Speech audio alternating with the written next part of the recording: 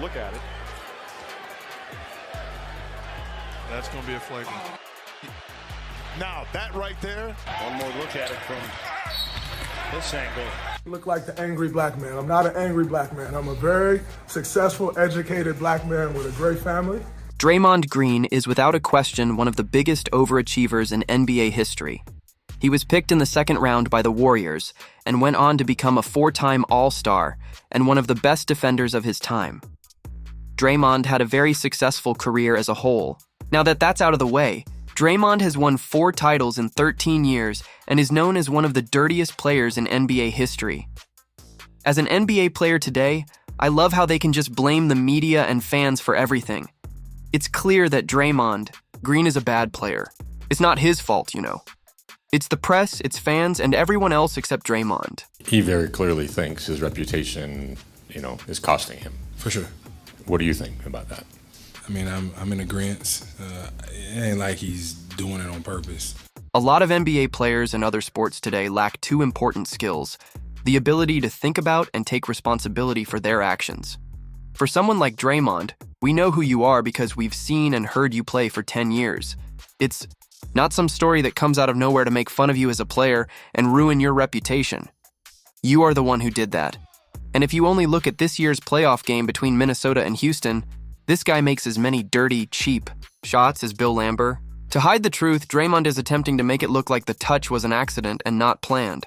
And Şengün peels off. I mean, you can see he's clearly in the restricted area there. Yeah, you can rule that the lower defensive box with the restricted area doesn't apply. If you've played sports or watched a lot of sports, you know how skilled NFL players are. Their bodies are empty. They have no power over Draymond Green. He knows how to make all of these clips. The worst thing about these clips is that Draymond always moans about the refs and says things like, "I didn't do anything. Someone is attacking me." Even though Draymond Green hit someone in the face, he is now seen as the victim. That's it for now. The agenda to try to keep making me look like an angry black man is crazy. I'm sick of it. It's ridiculous. Draymond Green says he is being picked on unfairly. There's some kind of racist story or bias against him because of his race. I just don't believe it. 99% of NBA fans see Draymond Green as a bad player, no matter what color his skin is. And they're not just for dirty plays in the NFL, soccer, baseball, or any other sport. Bad guys come in all kinds, sizes, and colors, of course. Take a look at Grayson Allen. This guy was called a bad player in college and the pros, which was fair. How did he get that reputation? NBA fans didn't just wake up one day and decide that Grayson Allen is a bad player. This guy did bad things year after year in college, the pros, and pretty much every other level as well. A lot of NBA fans will think of you as a bad player after that. Who do you think is to blame? We're not to blame. You need to take responsibility. And once more, looking at what Draymond does, this guy gets a foul when he gets teed up. I mean, he just yells and swears at the ref and doesn't get teed up.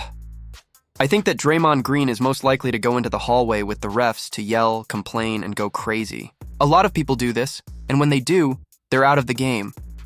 It's okay. Draymond Green does it.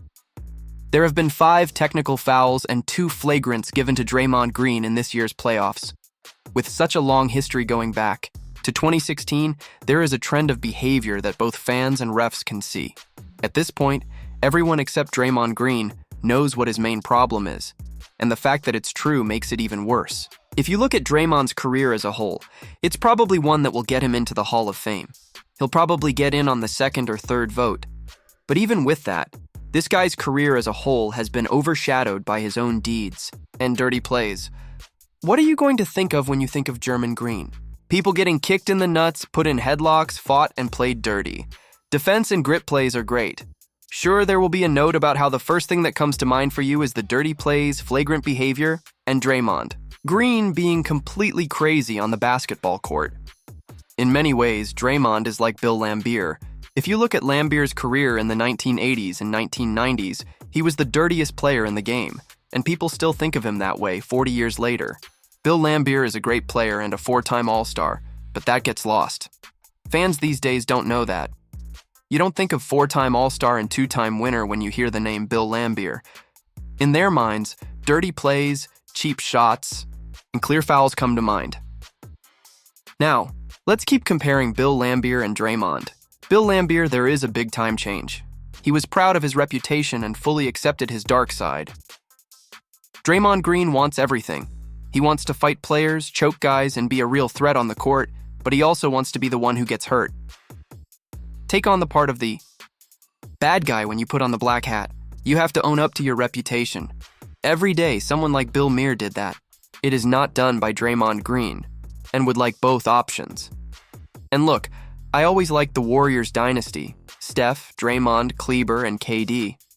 I love the way they play basketball, but I didn't always agree with them. Draymond was the only reason I wasn't.